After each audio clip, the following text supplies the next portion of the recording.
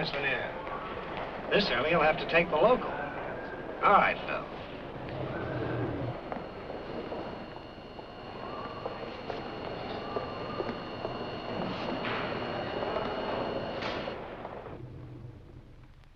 Floor executive, Miss Lanier. Thank you, Phil.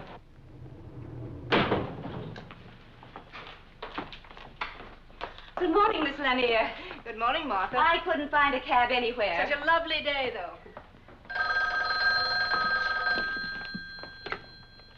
40th floor executive, Ramsey and Company, Miss Stevens. I'm sorry, sir. Our switchboard doesn't open till 9. You should be able to reach him shortly thereafter. And that's correct, sir. Mr. Staples begins with the company today. I'll leave you a message on his desk. And would you put this on Mr. Staples' desk, please? Yes, ma'am. Mr. Staples will be in Mr. Quinn's old office, executive corridor. Yes, I know.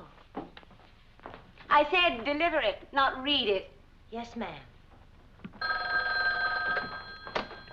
Executive, 40th floor, Miss Stevens.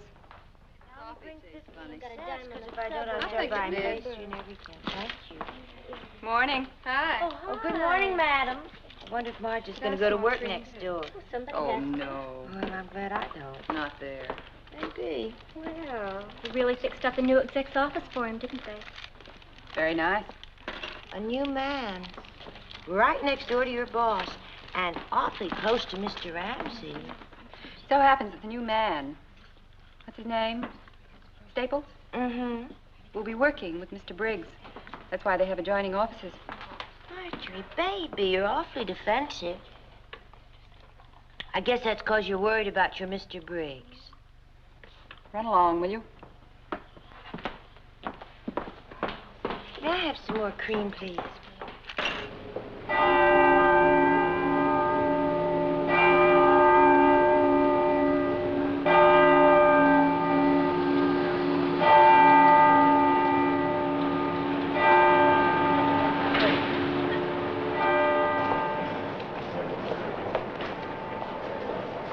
Next car, please. Next car. Next car, please. Okay. Next car. Harry, Charlie, Joe, express down. No stops for Jan.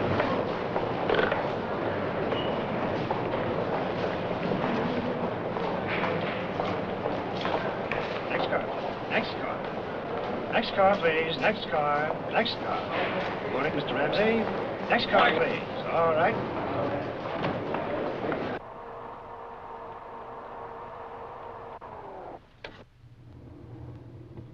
Thank you, Lenny. Yes, sir.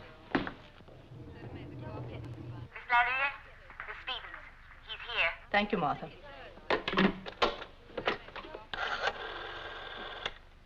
Chief Operator, please. Miss Phillips, you can put this morning's 3 long-distance calls through to Mr. Ramsey. Portland, Dallas, St. Louis offices. Good morning, Mr. Ramsey. Morning, Miss Lanier. Any messages? You have calls placed for our Portland, Dallas, and St. Louis offices. Nothing else important, sir. Martin Toole and Dye, you said you'd wire him. Yes, you'll find a copy in my briefcase. You're right, as usual. Nothing important. I have the Portland report in my briefcase. I want it teletyped this morning to Seattle. Have someone there drive over to Portland and get it to Johnson before lunch. Then run off 20 copies, confidential mimeographing, and have them ready in time for the board meeting. I want it on the agenda. Has Mr. Staples arrived yet? Not yet, sir. Delay that meeting until 10 this morning to give you time to get the report mimeoed and distributed. I want it read, and carefully. Get word underground to their secretaries that no one is to count on making any early luncheon appointments. And make a note. Staples is to sit 1 down from Vandeventer on my left. Yes, sir. Let me know as soon as Mr. Staples arrives. Yes, Mr. Ramsey.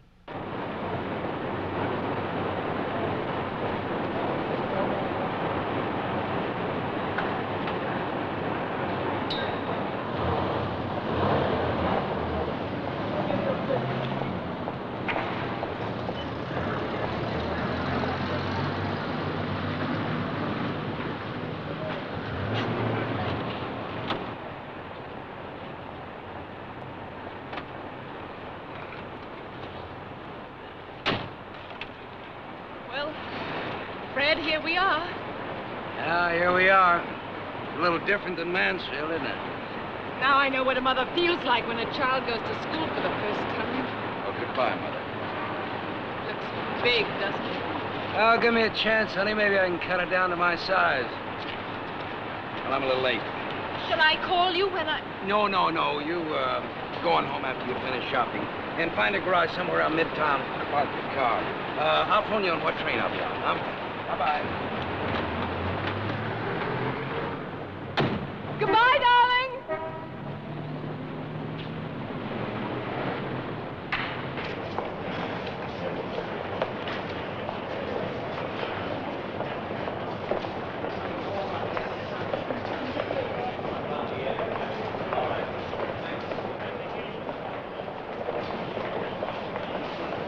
Ramsey and Company, the board said... Yes, sir. Executive or administrative? Oh, the executive, Mr. Ramsey. 40th floor, sir. Morning. Morning. Oh, you want the tower, sir. The tower elevator, sir? It'll be down in a minute. Oh, I'm sorry, thank you. My pleasure, sir. Good morning. Good morning, Ed. Good morning. Good morning. Good morning. Morning, Jamie. Good morning, Bill. Morning, Marge. How was the weekend? Fine. Your letters are on your desk, and the coffee cart will be here in a minute. I can use some coffee. Didn't you get any rest at all? Couldn't even take my kid to the doubleheader. Oh, what a shame. That planning report's going to be a real job, Marge. This will be a big week for you, too, with that thing. I believe we'll try a rough first draft. Long? No longer than the telephone directory. Phew. Marge. Has Mr. Staples come in yet, Marge? No, sir. Mr. Staples? Yes. I'm Margaret Lanier, Mr. Ramsey's secretary. Oh, how do you do? Mr. Ramsey would, of course, be here to welcome you himself, but you caught him on a long-distance call. May I take you back to your office? Well, thank you very much. And on our way, I might show you some of our other departments. Have you met Miss Stevens? I introduced myself, Miss Lanier. Fine. And may I bid you my own personal welcome. We're very glad to see you. Well, that's very nice of you, thank you. Now, if you'll just come with me, Mr. Staples. Miss Stevens. Marketing and sales are below here. We have our own research department on the 40th floor. Perhaps you'd like to see that later. This is the executive corridor. Mr. Ramsey's office is that one down at the end. Then Mr. Jameson, head of purchasing. Mr. Briggs, you'll be working closely with Mr. Briggs. Mr. Van der Venter, chief engineer. And this is your office.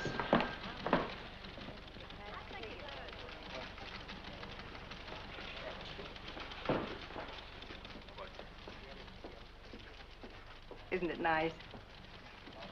I hope you like it. Mr. Ramsey was told by someone in your old office that you were especially fond of this period.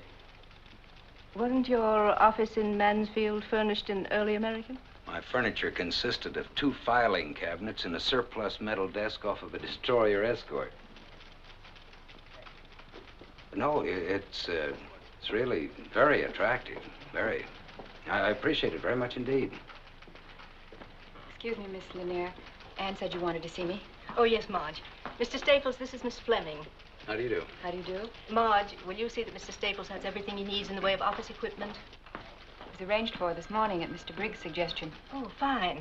I must rush now, Mr. Staples. Again, a most cordial welcome. Thank you very much.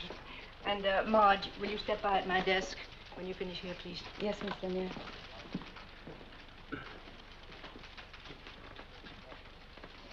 I think I better explain the phone system, Mr. Staples. There are 4 lines. 1 is your private line, direct to outside. 2 is for conference calls. 3 is for inter-office. And 4, this button is for your secretary. Oh, I'm sorry. May I? Oh, yes, thank you. Yes, I think I have that. Let's see. Outside, inter-office, conference. Yes, that's fine. Thank heavens, this isn't early American. Busy? No, not at all. Oh, you must be, Bill Briggs, your next-door neighbor. Yes, of course. Well, I'm certainly glad to meet you, sir. I think, Mr. Ramsey told me you'd been sick, didn't he? Oh, did he? Actually, it's just a Just a pesky stomach that's been acting up on me. You just in from Mansfield? Yes, they took a house for... sit down, Mr. Briggs. Settled already? Good. I'm not trying to set myself up as a real New Yorker. Altoona, Pennsylvania, that's where I came from. My first trip home, I was wearing spats. I remember my father not being able to get over it. He says, Bill, he says, you went to New York to see the sights, and instead you become one of them. Well, we just got here Friday afternoon, so this morning Nancy insisted, my wife, she insisted on driving me to work the first morning. Well, you know the way women are. You know, you come out of a small town plant, you feel a little lost in a place like this. Well, as I was saying, you know, we walked into our house Friday afternoon. We'd never laid eyes on the place before, you know. And there it was, furnished like a magazine. Milk in the icebox, bourbon on the shelf, and... I don't know, you gotta hand it to them the way they do things around here. Yes, Miss Lanier handles all that, does a fine job. That feeling that I got driving into town this morning. Well, I got to admit, it's just a little overwhelming. Yes, and it's a pretty wonderful thing to be as young as you are and see it all spread out in front of you like a Christmas tree. You know, you think of big business, you always think of it as being very impersonal, you know? But, it's certainly not true with your Mr. Ramsey. I know what you mean. How much time did you put in Mansfield? Almost 6 years. You must have blown a bugle in Ramsey's ear out in Ohio. He brought you here in a hurry. Well, actually, I wasn't at all sure I wanted to come to New York, but, this Ramsey is a pretty dynamic man. Yes, I know. You see, you've been with the firm some time now, haven't you? Oh, maybe 40 years or so. I seem to recall Mr. Ramsey's talking about you as a production man. You're an engineer, aren't you? Yes, but from what he told me, I guess I'll be a little of everything around here. Mostly in industrial relations. Industrial relations? Matter of fact, it's been one of my specialties. We ought to get along pretty well together. I'm sure we will. Excuse me. Mr. Ramsey's called a meeting in the conference room, Mr. Briggs. Oh? Well, Fred, it's been a real pleasure meeting you. Thank you. Mr. Ramsey's expecting Mr. Staples, too. Oh. Well, then I'll go in with you if you don't mind. Not at all. I just hope Mr. Ramsey remembers hiring me.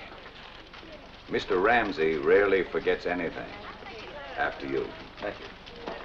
Staples? Yes. Hello. Fred, this is Harvey Jameson, head of purchasing. Oh, how are you? So they finally finished it. What? Oh, Fred, your office on Friday, the painters and all, it was a madhouse. Say, Bill, are you taking along Ramsey's breakdown? Oh, no, I forgot that. A couple of other things I forgot, too. Jamie, would you and Fred go along together? I'll be in a few minutes. Fine. I suppose Lanier's giving you the cook's tour. What? Oh, yes. Did he show you the conference room? Oh, yes, on the other side, yes. Mr. Briggs? What is it, Marge? I don't know. Mr. Briggs, I think I ought to resign. Resign? What are you talking about? What happened? What is it, Marge? Mr. Briggs, I've just been ordered to go over to Mr. Staples as his new secretary. Temporarily? No, I don't think so. Who gave this order? Miss Lanier, When? about 5 minutes ago.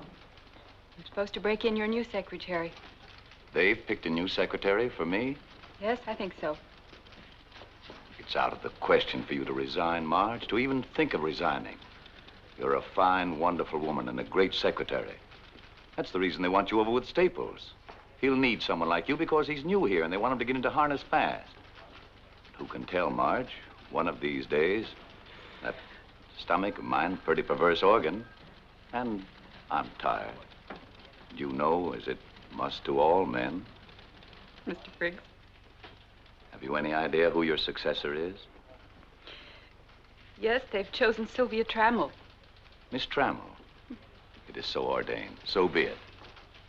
She's new, but she's supposed to be very good at dictation. Well, we'll give her a chance to prove it. Mr. Briggs, if I could only tell you what this job has meant to me, what working with you has meant to me. All right, kid. Wash up, get your money, and get out of here. And give Mr. Staples all the best you've got in you. I know you will. That's the only way you operate. I like the guy. I have a feeling he's going to carve out a career around here. Yes, sir. Everybody seems to think so. I'm sorry to keep you waiting, gentlemen. Mr. Ramsey will be with us in a moment.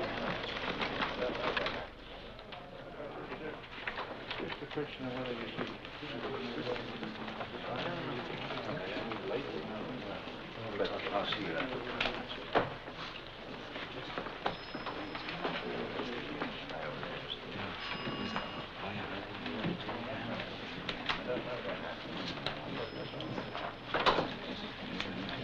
Been away, have you? Good to see you. Oh, sorry, Fred. I was held up for a few minutes. See you later, Fred. Now, where are we going to sit you? Oh, here's an empty chair. I guess you can sit right here. Mr. Staples, will you sit over there, please, right next to Mr. Van Deventer?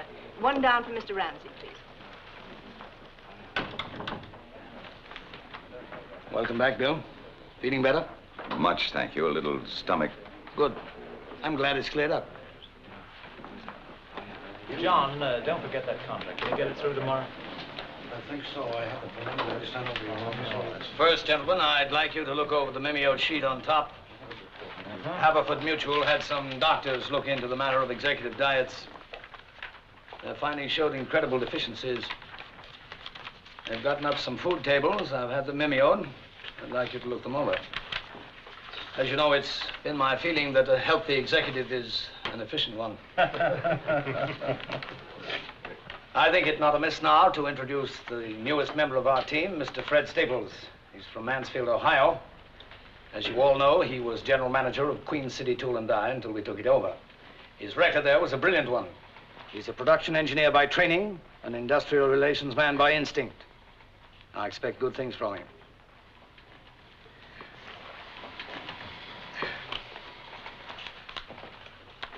Oh, you've probably met everyone, but just for the record, reading from left to right, Mr. Jameson, head of purchasing. Yeah, we met. Mr. Granigan, controller. Mr. Gordon, head of sales. How are you? Mr. Latham, head of service. Mr. Portier, chief of operations. Yes, nice to know you. And Mr. Van Deventer, chief engineer. How are you? Nice to see you. It's a pleasure. Oh, and of course you've met Mr. Briggs, Oh, yes. who is our vice president, assistant general manager, in charge of everything that everybody else forgets to be in charge of.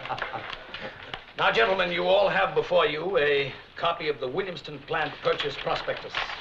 Mr. Jameson, did you attach your supplements? It's right there, Mr. Ramsey, page 17R, under process equipment. And Mr. Granigan, the stock purchase plan I outlined, I have your comments here? You do, Mr. Ramsey. Good. Feasible, is it? Very much so, in my opinion. Good. Well, that about winds it up, unless there are any further points to be made. I do think, Mr. Ramsey, if we could keep the transaction under wraps for a bit, at least during the preliminaries. You know what'll happen to the stock quotations if it leaks out that we've agreed to purchase. I've arranged it this way. The stock quotation as of yesterday morning... You seem to be straining at the leash, Mr. Briggs, or am I mistaken? You mentioned here that probable time of purchase would be sometime in June. Are the plants to be in receivership until then? That seems to be what it says. That means 6 months with improper maintenance of equipment. Oh, I doubt it, Bill. I've had two of my best men out there for the last 6 weeks. Oh, we had a varying voltage problem, but that was taken care of. You know, maintenance-wise, I doubt if there'll be $1,000 worth of deterioration. How about goodwill? What about it? The plant employs 900 men. That's half the working force of the village. So? So what do we do with these men? Cover them with cosmoline and put them away in a drawer until we get ready to resume production? I thought your concern was for the plant. And what good is the plant without the men? You chop a village payroll in half for 6 months and you might not have a plant because you might not have a village.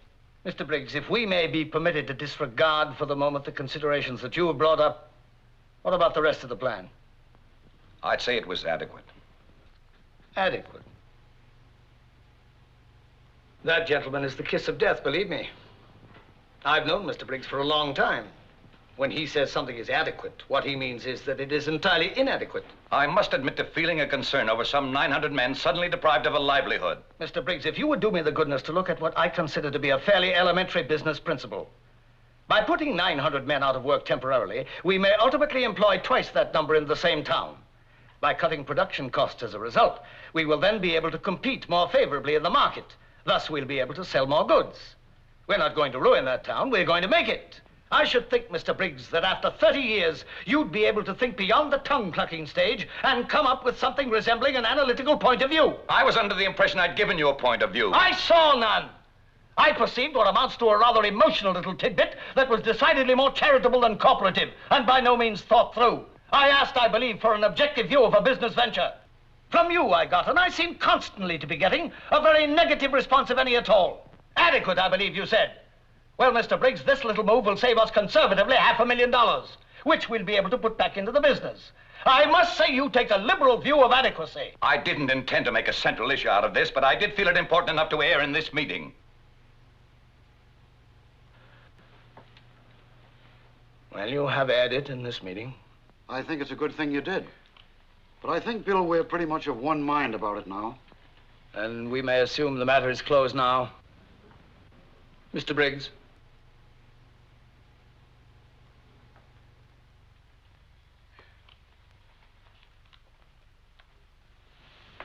How about you, Mr. Staples? Do you have an opinion? No. No, I think not, Mr. Ramsey. Why not?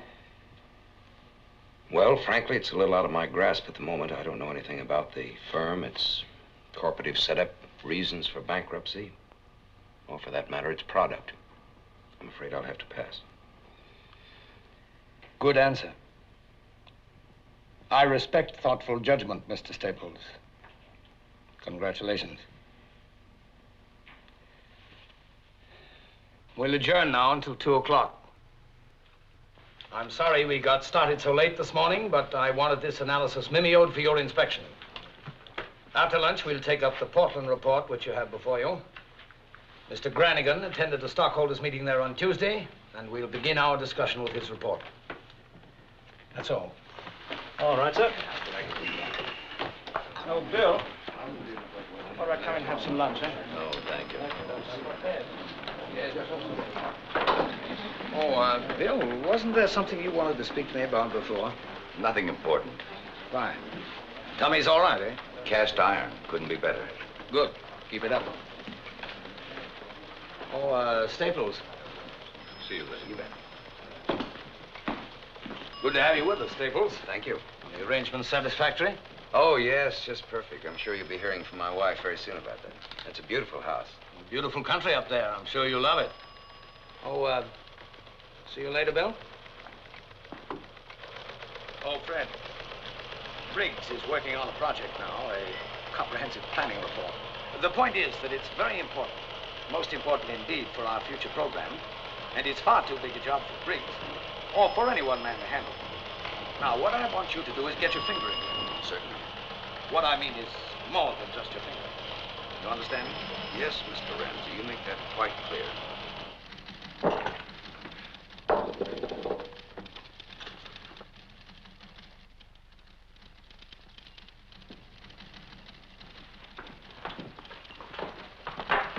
Oh, could I see you a minute, Miss Fleming?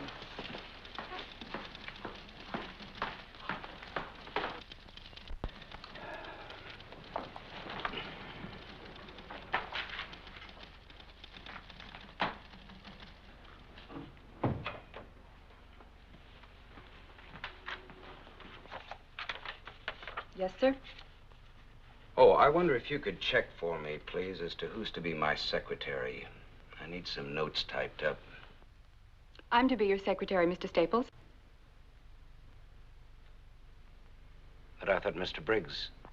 It was arranged for, just before the meeting, Mr. Staples. I take it you'd rather remain with Mr. Briggs. I was Mr. Briggs' secretary for 7 years, Mr. Staples.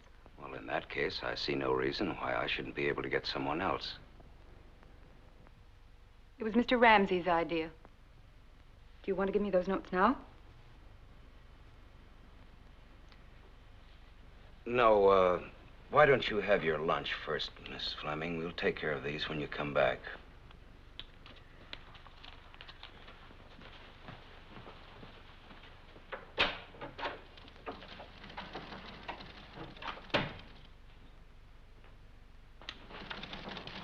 Mr. Briggs? There are some notes here that... Later, Marge. I'll do it later.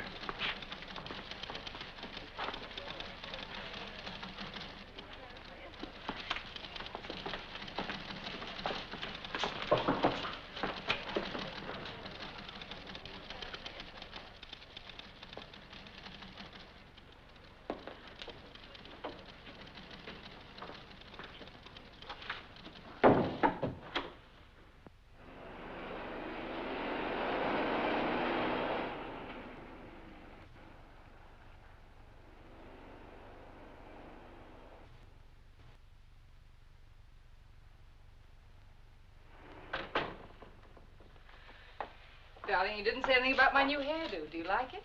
Yeah, it's lovely. Wish you could see the new dresses I bought. They're just beautiful. Where are they?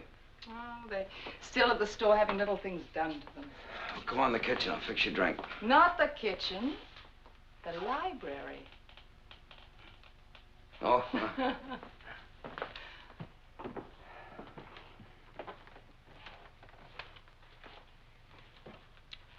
I hoped they'd have the dresses ready and have them sent over to your office this afternoon. I spoke to your secretary about it when I called. It's funny she didn't mention it. They didn't get the job done in time. She had a nice voice. What'd she like? Who? Your secretary. Oh, what you might expect. You know. What's her name? Now, to tell you the truth, I didn't get her name. Only her dimensions. All right. No, her name is Fleming. It so happens you don't have a thing in the world to worry about. She doesn't like me worth a bit. Why? Well, I guess she prefers working for a former boss. Well, then why doesn't she? I don't know, some kind of strategy at the top, I guess. That sounds funny. Yeah. Her ex-boss happens to be only one of the vice presidents, my superior, and a very nice guy to boot. Could that perhaps be a good sign? Well, you figured out. It left me a little up in the air. You know, Nancy, running a plant in Ohio is beginning to take on all the aspects of a nice, simple, uncomplicated gravy train. What happened today? Oh, nothing really. Just an impression, I guess. Sort of queer undercurrents and tensions and... Good luck.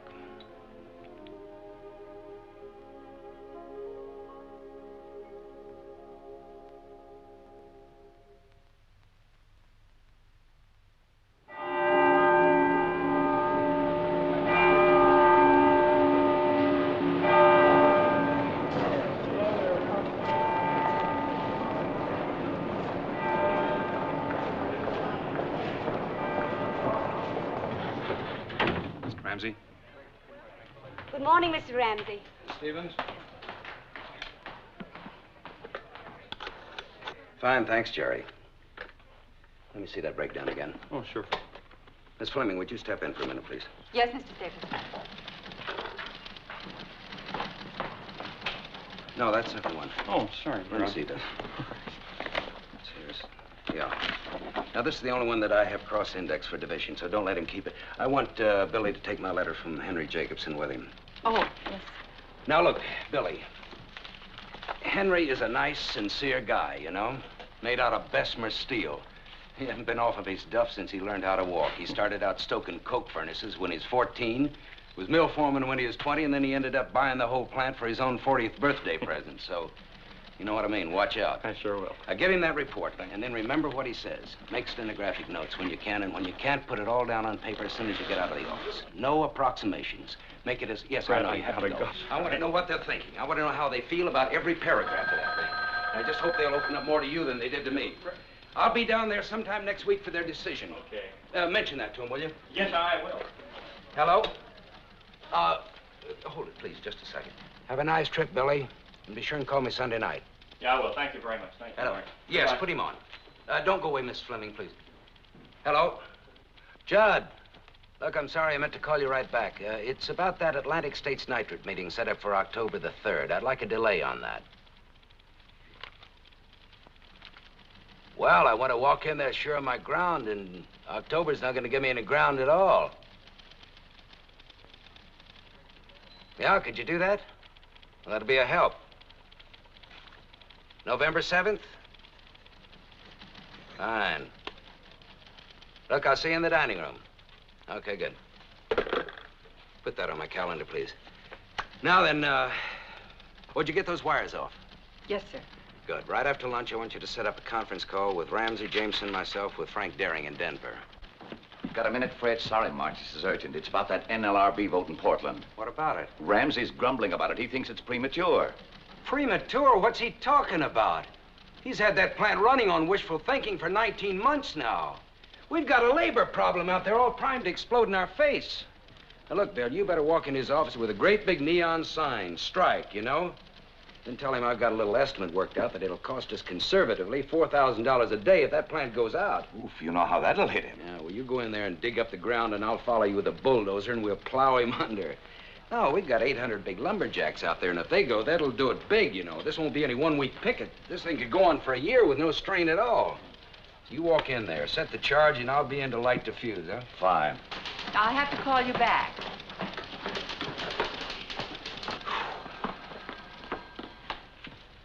Is 2:30 convenient for your call to Denver, Mr. Staples? Do I have anything else on? I got another problem out here, if you can spare a minute. Well, Paul, how are you, partner? Mr. Staples, that gun. Oh, you got it. You like it? You try it out yet? Try it yet. 30 seconds from the time he read Winchester double barrel on the box, he was sighting it. Well, how about going out for a little skeet shooting on Sunday? Give it a try, huh? Wonderful. Can I, Dad? He's all yours, Fred. He's a little too strenuous for me. Mr. Staples doesn't get tired like you do, Dad. I don't get tired. He was an All-American. Well, it was just terrific, so I had to stop by and thank you. You forget it. Well, so long. I'll see you outside. Real thoughtful of you, Fred. It's my pleasure, Bill. Hello, Mr. Ramsey. How are you, Paul? Still taking your vitamins, are you? I guess so, sir. Fine, fine. Keep it up. Excuse me, Mr. Staples. Oh, man, I'm tired. I've made arrangements for your call to Denver, Mr. Staples. If I could go over one paragraph... No, I think I'll knock that off after lunch, if you don't mind, Miss Fleming. All right, Mr. Staples. Oh, drink it here. Relax a minute. Thank you. I will.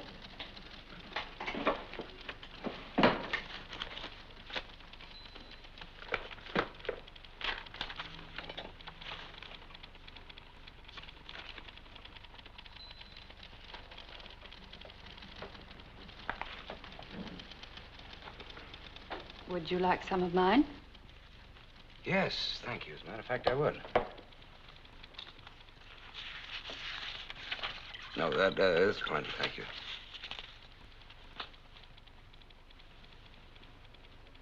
Where'd you play your football, Mr. Staples? Oh, Ohio State, but don't ask me the years. I won't tell you. I won't ask you. Anyway, I feel about 3 times older than when I first came here. They've kept you busy. Yes, they sure have. You've done very well. You fitted in quickly. Thank you. You know, I think that's the first out-and-out friendly thing you've said to me. I think you resent me a little, don't you, Miss Fleming? I don't know why you should... Well, it's just a feeling that I've gotten from time to time. You work with a man for a long time, a fine man. You become part of him. You identify yourself with him. Then along comes the new man. I like Bill Briggs. I like him a lot. I have from the first. If I have done or said anything that could... No, of course not. Because I must say you've been very fair. But 7 years isn't a day. I owe a lot to Mr. Briggs. Mr. Briggs is the last of the original bunch around here, the people who really started this business. That's not easy to be the last of the original bunch. I know. He's not well. He has a bad heart. And an ulcer. I guess that's just about par for the executive course, isn't it? Well, I guess I've always been a field man. I haven't been an executive long enough to find that out for myself. But you're a good one. I think you're a very good executive. You admit mistakes. You don't pass the buck. You're a lot like Mr. Briggs that way. I take that as a very nice compliment. I mean it. Mr. Briggs's only trouble is that he could never be a yes man, not even to Mr. Ramsey himself. He always has to speak his mind. And Mr. Ramsey doesn't like his judgment questioned. You either go along or you get off. Bill Briggs never got off. No, he never did. But maybe he's about to be pushed.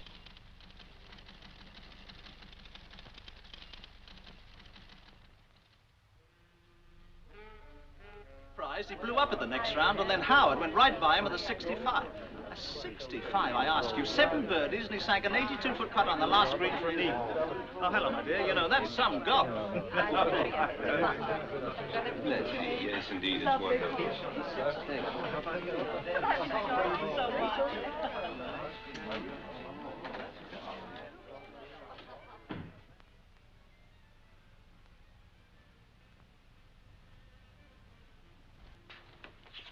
The coffee will be ready in just a little while. Fine. You know, my father's recipe for coffee was to mix salt and chocolate with the grounds. Cook them all up together. He'd never drink anything else. Sounds wonderful. They serve it at a small downtown restaurant I eat at occasionally. I must remember to mention it to Fred. You said he was a confirmed coffee drinker? Dedicated. Fine. He's quite a young man, this husband of yours. Have you had a chance to read much of the report? Of course, it isn't finished yet, Well, but... thank you for letting me see this much. Not according to Miss Post, I suppose, at a dinner party, but it makes me extremely proud of my judgment. So happy. He's been worried about it, and... Nancy. Will you excuse me?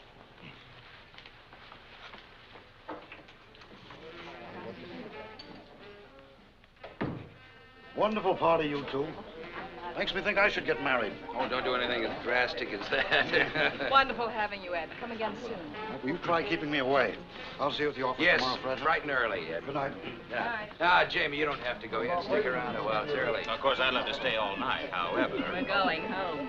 Can't get him out of here, Nancy. Usually he leaves office parties as soon as the canapes are passed. I thought everybody behaved very well. I thought so. You gotta give them credit for that. Not again. I was beginning to like off. Will you come over and see us? Certainly. Come over during the day? You know, nowadays, Jamie never gets home at all. I think we wives ought to form a union. You're right, we Good should. night, dear. Good night. Bye-bye. Good night.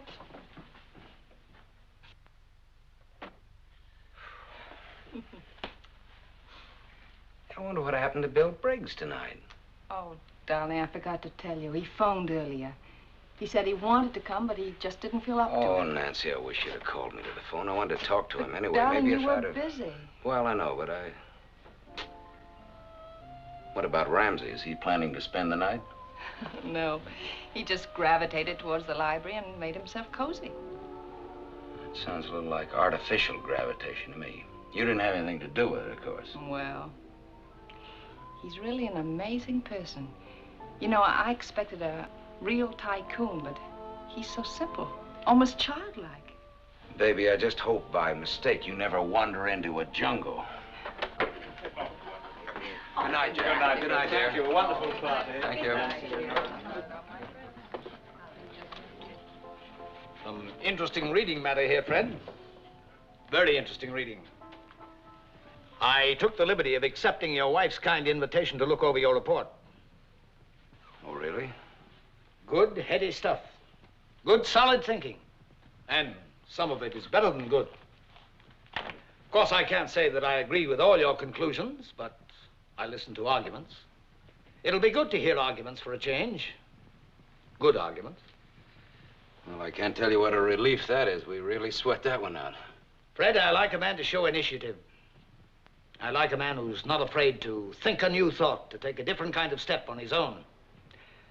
With your permission, I'll borrow this extra copy of your report just overnight. But for now, I can say I'm very impressed. Well, of course, we haven't finished this thing yet, but Bill and I feel that another week... Bill? You mean Briggs? Yes, sir. Well, we work together on this. Oh, come now, Staples. I pride myself on my sense for style. I can link what I see with what I know to be peculiar to a certain individual. And I know Bill Briggs' work. I've been exposed to it since I was of voting age. This isn't his style. It isn't his brand of thinking. Well, I don't know what Nancy could have told you, but Bill and I work together. Fred, learn to accept success. It's tougher sometimes than learning to accept failure.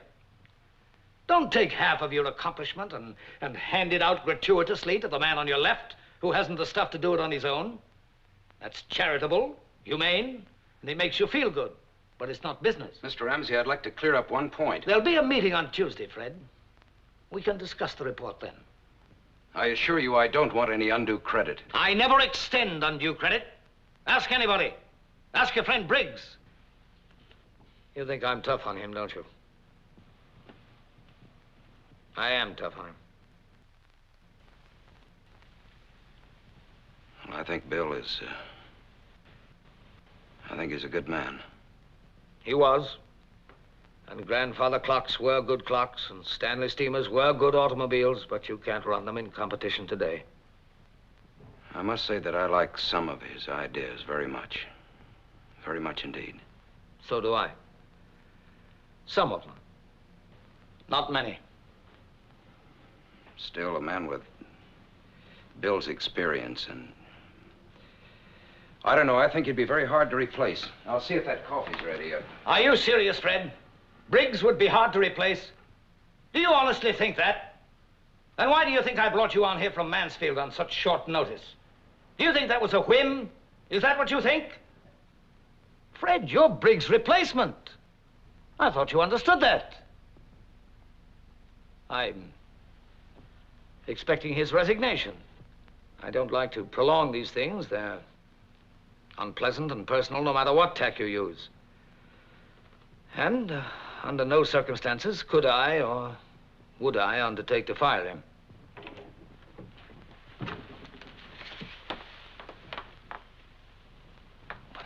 Coffee's in the living room. I thought perhaps you'd like to go in there. It's quiet. Look at the time. I really must go. It's been a wonderful evening. Sorry you have to leave so soon. I really must. My coat, I think, is in the bedroom. Oh, yes, of course. I'll get it for you.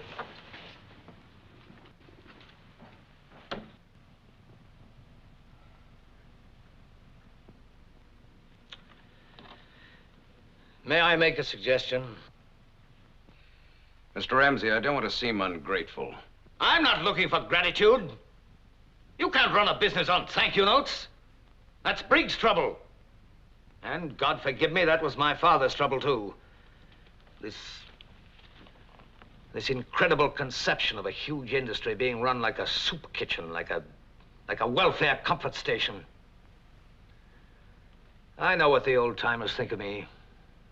I've grown up getting stared at by a lot of tongue-clucking old fogies who find me ruthless. The kind of people who represent everything that might have kept our business from growing to anything like its present size. This stupid black and white idea that honesty and fair profit are incompatible.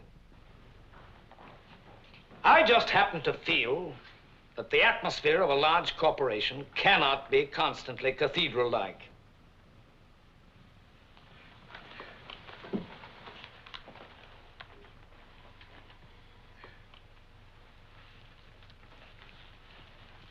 Thank you, Mrs. Staples. And again, thanks for a wonderful evening.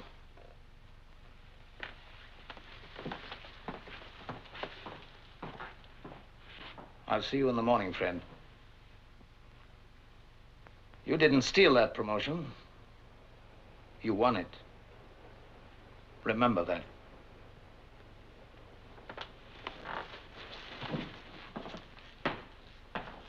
Good night, Mr. Ramsey. Hope you'll come soon again. Thank you, Nancy. I hope I'll be able to. Good night.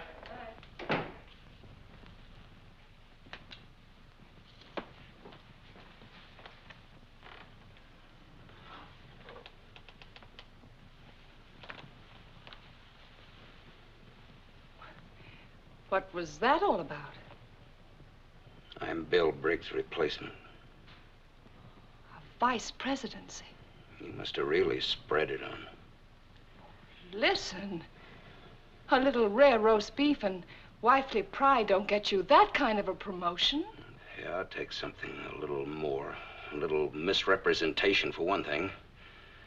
A little switch in authorship for another. You told him I'd written that report. I did not. I told him Bill had helped you. But Nancy, this is Bill's basic idea. Oh, the same set of ideas that he's had for years. I gathered that much. You gave it life, you made it work, you made it practical. Even so, Nancy, I don't want any part of it. Oh, Fred, I happen to know what you contributed to this.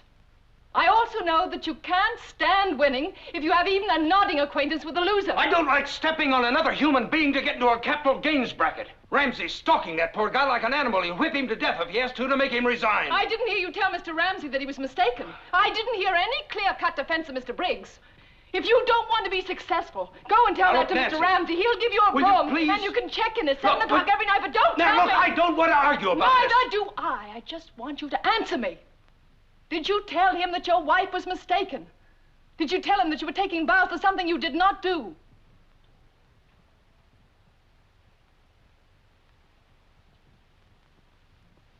No. No, I didn't. Why not, Fred? Why not? Because I want the job. Thank you for a straight and honest answer. Now I think we can both sleep tonight.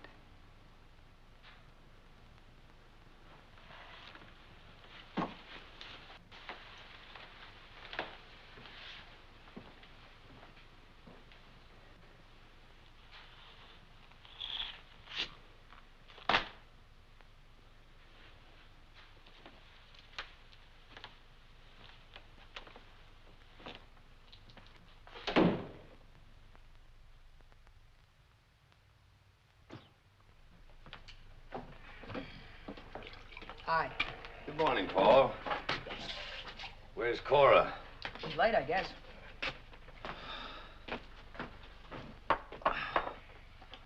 Aren't you going to be late for school?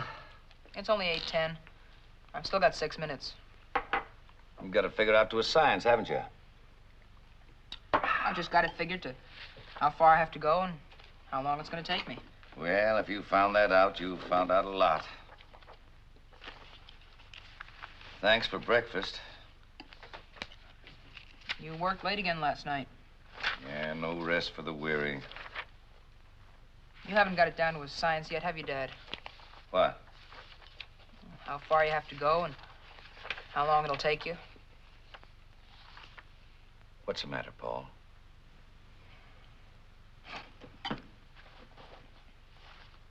Here's last night's doubleheader, the one we were going to see. Oh, I forgot all about it, Paul. I'm sorry. We didn't miss much. I watched it on television. Crummy doubleheader. The Braves took both of them. You're lucky. The Yanks are playing tonight, aren't they? Yeah, they play the Red Sox. Let's start all over again. You meet me at the office, we'll have dinner, and then we'll go to the game together. Sounds good. It's a date. You're on. So long, Dad. Have a good day, and... if you can't make it tonight, would you give me a call at school? I've raised the world's worst pessimist. At 8 o'clock in the morning, you're figuring out the worst possible thing that could happen at 6 o'clock tonight. Upstairs in my room, I've got a drawer full of tickets to ball games we've never seen. Because of that stuff. But, call me if you can't, Dad. It's important. I'll make it this time, son. Can't you have another glass of milk and maybe tell me about last night's doubleheader? I'd be late. Wish I could. So long, Dad. Take it easy. Sure.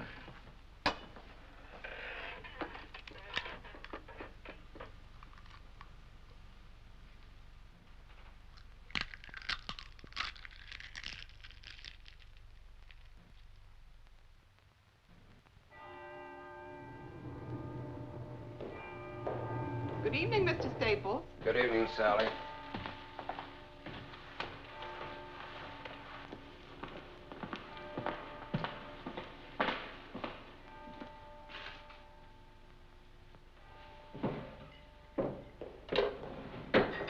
Paul?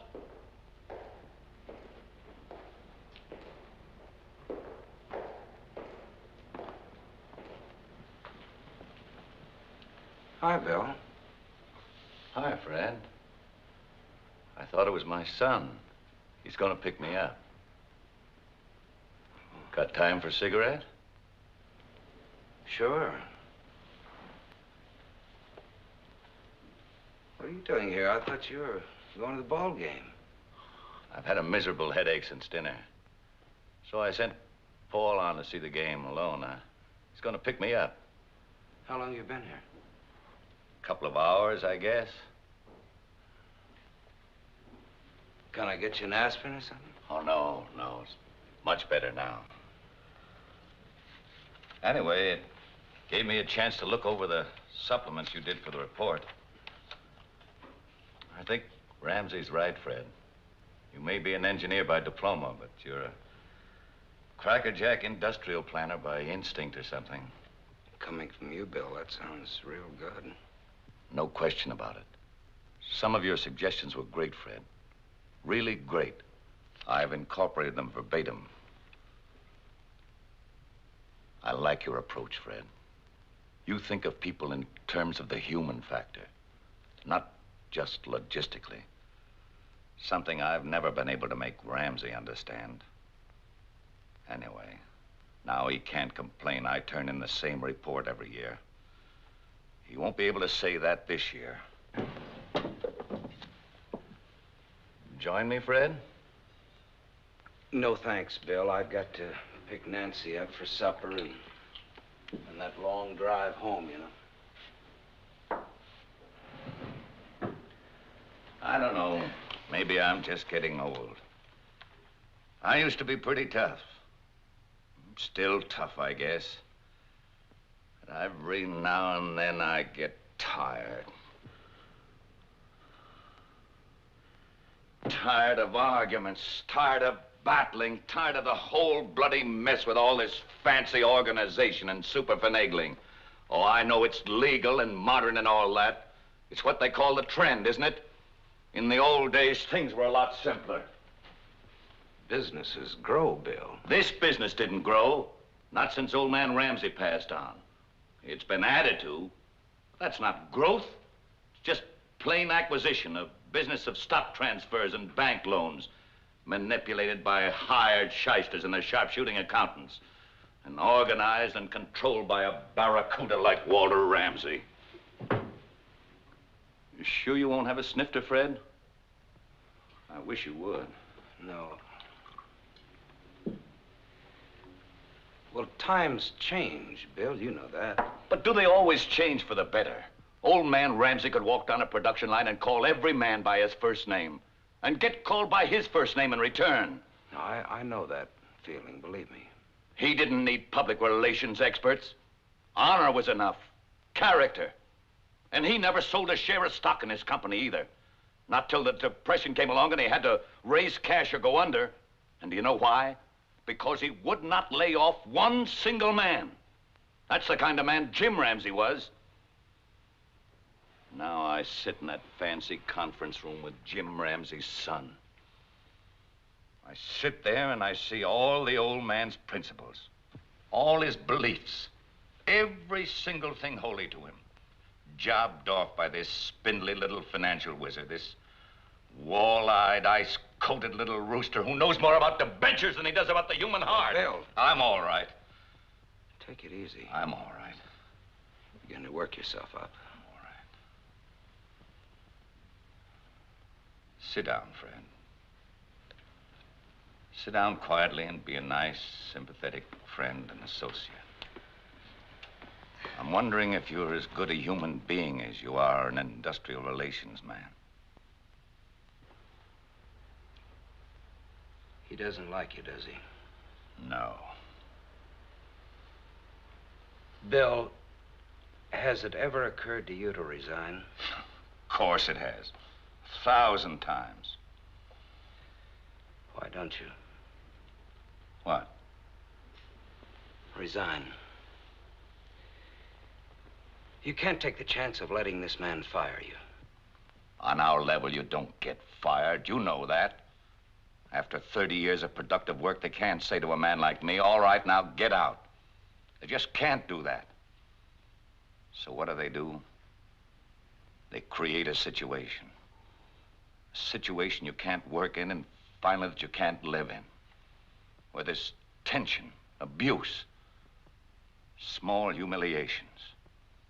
It all starts out on a scale so subtle, so microscopic, that at first you can't really believe it's happening at all. But gradually the thing begins to take shape. The pieces fit together, all the little bits, and it becomes unmistakable. They chip away at your pride, your security, till you begin to have doubts, and then fears. Ramsey. He wants me to resign. He wants me to get my cross so full that I'll be miserable enough to do just that. But you take it. Yes, I take it. Why? The bigger the job, the more desperately you try to hang Why? on. Why? Why do you take it? Why don't you quit? Quit? Yes, quit. Get out of it. Chuck it. You'd have your pension, your peace of mind. No. You know Ramsey's gonna go on hounding you until he makes you quit. Never. You'll never make me quit.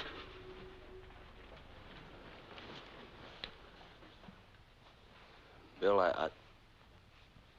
I wish I could understand why you go on taking it. Because I'm weak, I guess. Because I'm 62 years old and I don't think I could get another job. How's that strike you? How do you think? Once in a while, I have a dream. I dream I'm sitting in that conference room and he starts working me over. I'm just smiling, see? Perfectly calm, and I'm taking it. I don't show the slightest resentment. And then without any change of expression, I get up out of my chair and I walk over to him. And I say, Ramsey. Bill. Ramsey! Bill! Ramsey, I say! And then I smash him! Bill! And then I smash him again! Bill, get a hold of yourself! And I hit him again! What's and wrong with you? Fall, and I hold him up! Bill! Get up, Ramsey, I say! I'm not through yet! Bill!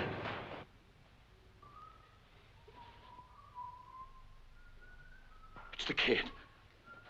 He's coming to pick me up. Fred, I don't want him to see me, not like this. You're all right, Bill. Just sit down now. No, he can't see me like this. Fred, help me. Help me. All right, I'll take care of him. You just lay low for a minute. I'll see he gets home. All right. Tell him I left early to get some Bill, rest. please be quiet. Please, Fred, hurry. Be quiet.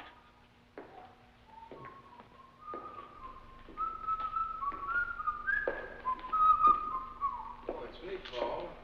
Oh, hi, Mr. Staples. Man, what a place by night. Where do they keep the caskets? How you doing, partner? Dad said I should drop in and pick him up. Oh, well, he went on home. He needed a little rest. Oh, good. He's under orders not to work late. He can't seem to keep away lately. Always work, always worrying. No wonder he's number 2 man. Suppose I drop you off at Grand Central, huh? Swell, thanks, Mr. Staples. Ever since I can remember, he's been married to this place. Mom used to say the same thing. They were great together, Mr. Staples. Mom and Dad, they used to yell and argue and carry on. He was a fighter. It was great growing up. I remember.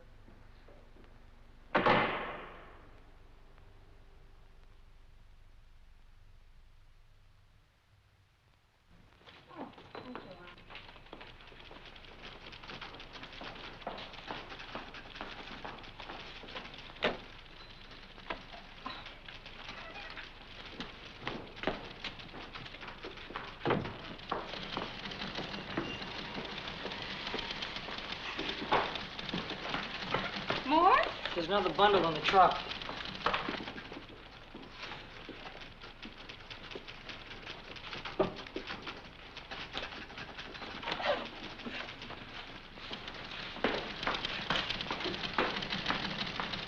Mr. Staples, you left your hat in Mr. Briggs' office? Oh, Fred, I have the Stanley contracts made up if you'd like to take a look at them. Later, please.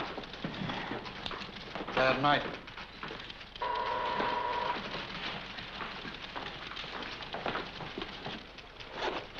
Yes, Mr. Staples?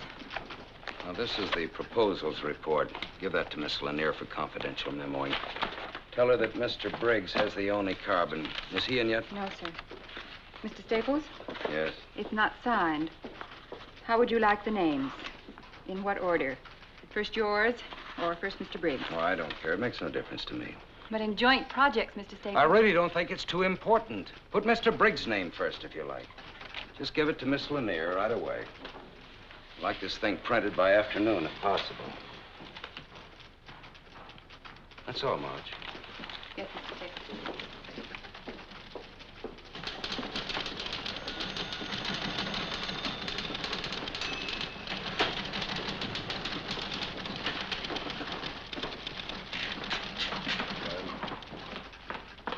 Yes, Marge, dear, what is it? The proposals report. Would you sign it so it can be printed? Oh, would you? Just a moment, please. Marge, will you please take it into Mr. Ramsey? He asked to see it first. Hello? Oh, yes, good morning. Is that the report? Yes, sir. Miss Lanier said you wanted to see it. Yes, I do. Who signed this? I wrote the title page. Mr. Staples suggested I sign it.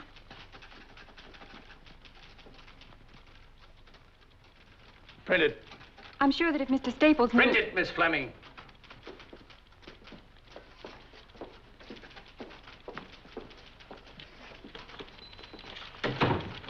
I can sign that report now, Marge.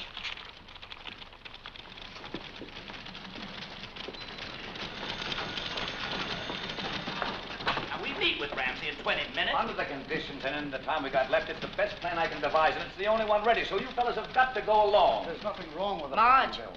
I can This sign will that not be report nasty now. and hold us up for a while. You've got to alter Section B and review the other... Thank you, Marge.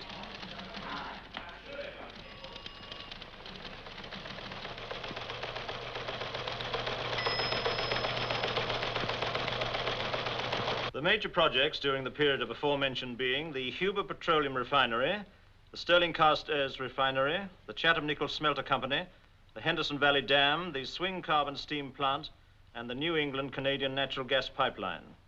Good report, Van. Thank you. I got a real feeling of activity during your reading. The next item of business is the project's proposal report.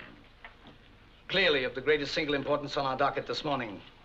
I must say, and I'm sure you'll all agree, that I am not given to enthusiasms at the drop of a submission. But of this, I feel impelled to say that it is unique in effort, ingenious in thought. To Mr. Fred Staples of our organization goes my heartfelt thanks and congratulations. Besides being our newest member, he seems to be shaping up as among our most astute. This set of proposals is ingenious, comprehensive, and fresh. Congratulations. Your success is a reaffirmation of my own judgment. Mr. Ramsey. Of my own good judgment, I may add. Mr. Ramsey. I prefer not to be drenched with modesty, Mr. Staples. This is not modesty, just the extension of credit where it's due. Bill here is as responsible as... Is your name about to be used in vain? I don't think Fred would use my name in vain. And it's refreshing to find someone not suffering from over-modesty. What I was trying to say is that we worked on this project together. It's a combined effort. I'm sure it was. Well, as long as that's understood. Oh, it is, it is. It's just that I feel reasonably competent to assess individual performances and to single out those that I feel should be singled out, with all due regard for Mr. Staples' concern for his fellow man. Now then, if Mr. Briggs' ego has been sufficiently nourished... I don't think Fred brought this out to feed my ego. Oh, well then whatever it was that prompted his precipitate dash to your defense. There was no dash to my defense. Why don't we drop the thing, Mr. Briggs? I hate becoming entangled in absurd little personality conflicts. I'll put a star by your name on the front cover if that'll make you happy. My name is no longer on the front cover. Mr. Briggs. You're twisting the entire thing to make it appear as if I were grubbing for some sort of recognition. Mr. Briggs. I find it unfair, Mr. Ramsey. We have a full agenda. If you feel so bruised that you must persist in prolonging this discussion... Mr. Ramsey! Let me finish, Mr. Staples, if I may. We have only one purpose here, to work. We cannot hope to accomplish this if we must be continually subjected to these singularly unbecoming strains and tensions, these childish claims and counterclaims. Mr. Briggs, I ask you a simple question. Is it or is it not within my province to credit a man with a job well done? Of course it is. Then may we drop it now? Only if it's clearly understood that I don't submit to any of these calculated discolorations of a man's worth. As to a man's worth, Mr. Briggs, I think I've proven myself a competent judge. I ask you to recall that I built this business from a scratch pile of used lumber and a few machines into a giant. And I made few mistakes in doing it. Few mistakes in business and few mistakes in judging men. Well, you've made one this time. This report... I refuse to engage in a running fight because a supposedly responsible official of this company persists in wasting time haggling over credit. That is not fair. I was not haggling over credit. This is a joint report that we worked on. Don't presume to tell me what's true and what is not true. What am I, some kind of idiot that I can't recognize another man's thinking? Whatever your abilities in the past, Mr. Briggs, your work hasn't shown this stamp of originality and talent in 10 years. A man slips, clutches, he loses his grip, he tries to hang on by someone else's. You have no right to say that. Bill, will you please speak up? Do, by all means, Mr. Briggs. You think I'm mistaken, do you? Shall I go through 150 pages and point out to you line by line where another man has taken over for you?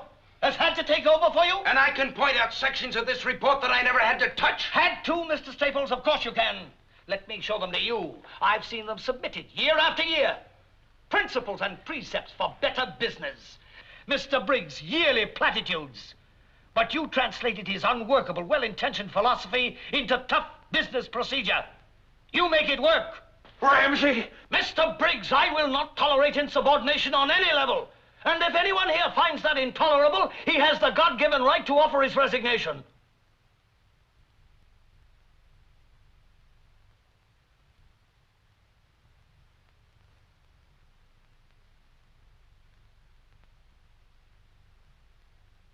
Bill, please.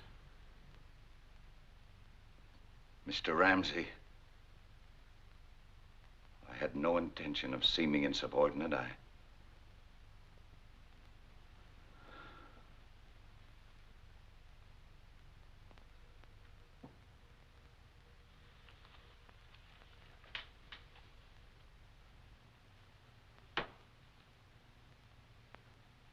Meeting is adjourned.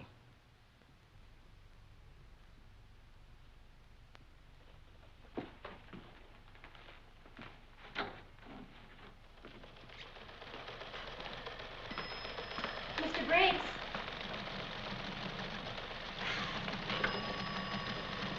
Mr. Briggs.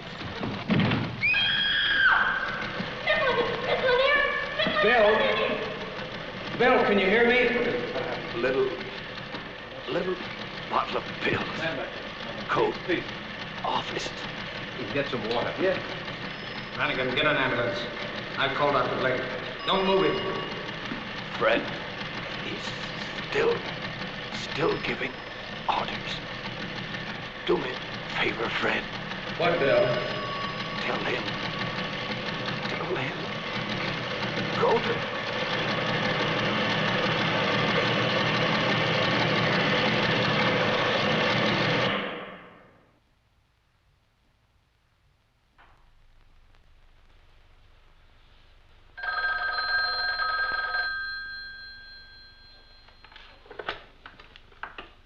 Hello?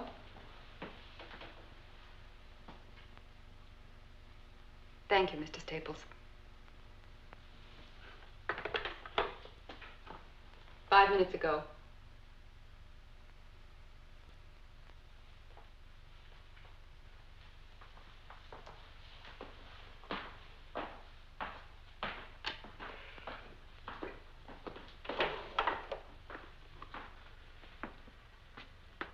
Just had word from the hospital. He died 5 minutes ago. Thank you, Mr. Brannigan.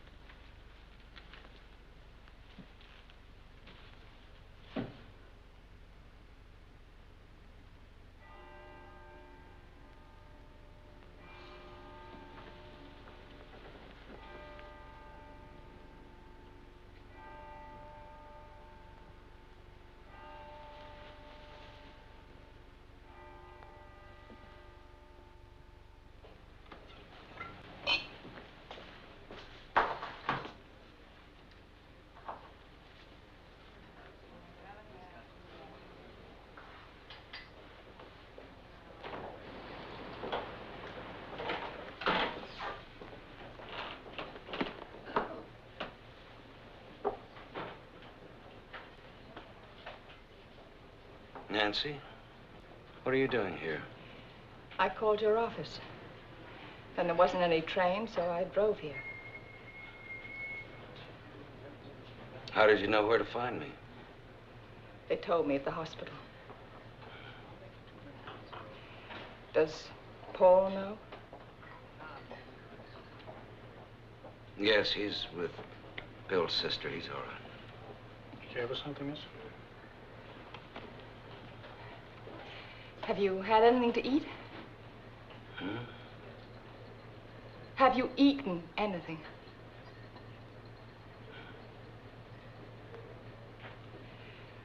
Fred, what happened? Nothing.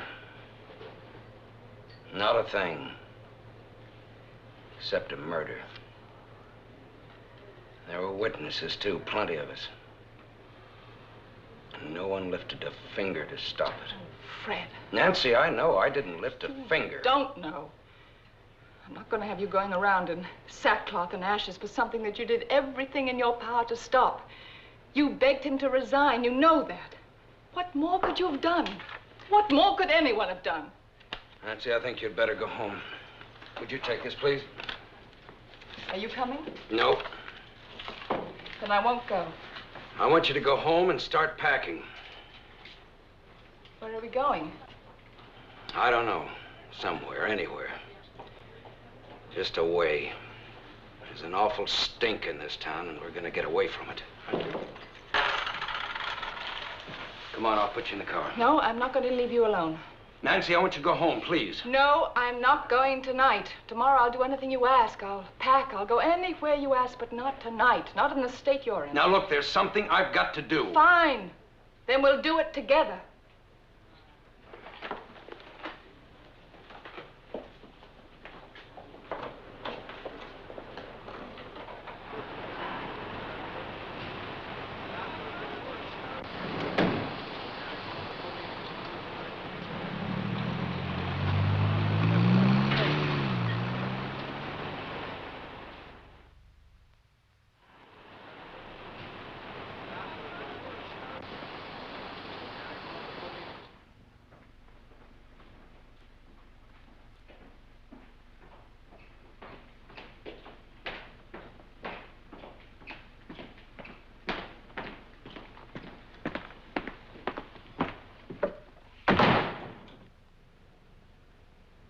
Bill was supposed to go to Lansing tomorrow morning for a meeting with Phillips.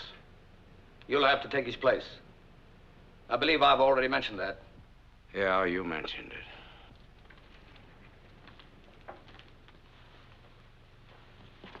You leave on flight number 116, 832 from LaGuardia. Miss Lanier will meet you at the airport with your reservation and all the memoranda and correspondence pertaining to the negotiation. You'll have 3 uninterrupted hours in the air to familiarize yourself with all the details. I have no interest whatever in the Phillips matter. What was that?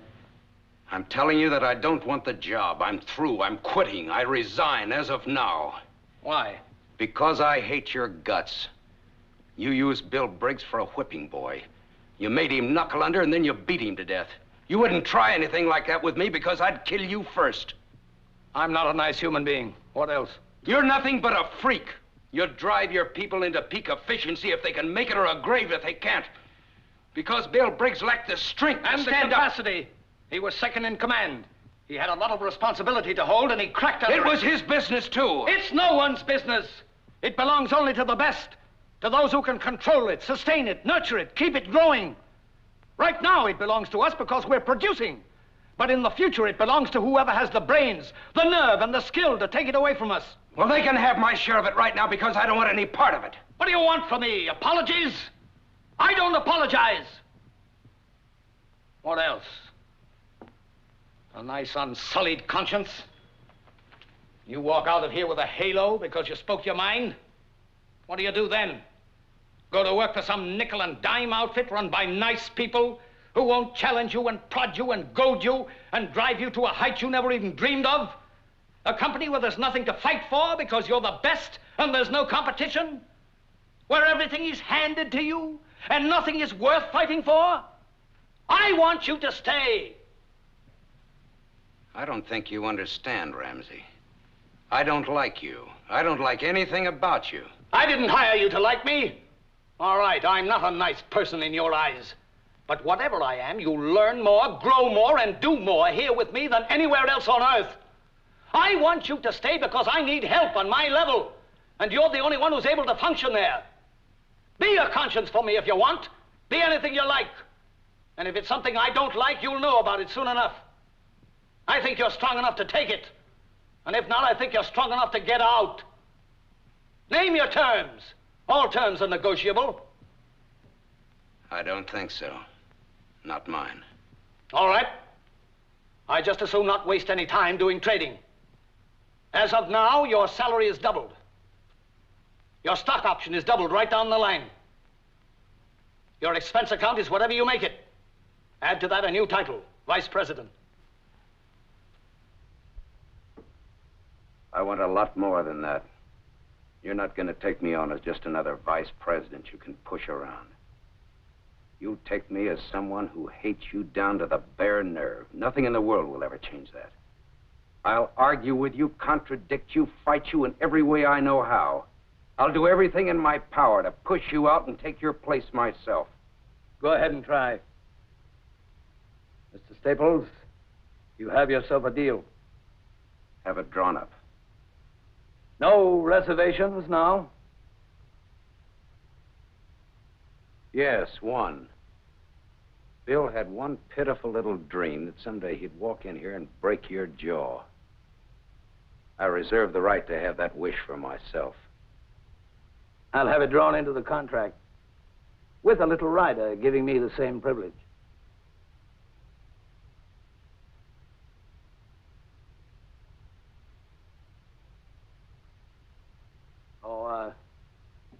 Staples, you'll be pleased to know that Bill Briggs' boy is being taken care of. Will that let you sleep better tonight? It begins, huh? It begins. Fair enough? Fair enough.